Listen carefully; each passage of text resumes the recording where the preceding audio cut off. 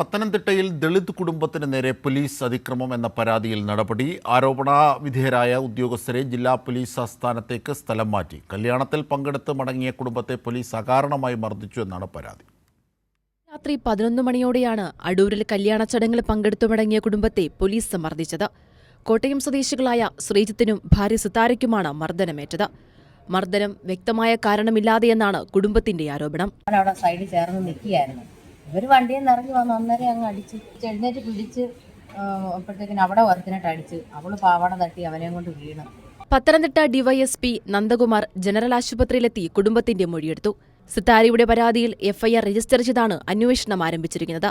അന്വേഷണം പുരോഗമിക്കുകയാണെന്ന് ഡിവൈഎസ്പി പറഞ്ഞു. ഒന്നും പറയാനില്ല, ഞാൻ കേസ് അന്വേഷിക്കട്ടെ. അതിനെക്കുറിച്ച് കൂടുതൽ അന്വേഷിക്കണം. അതെ ഉറപ്പായിട്ടും.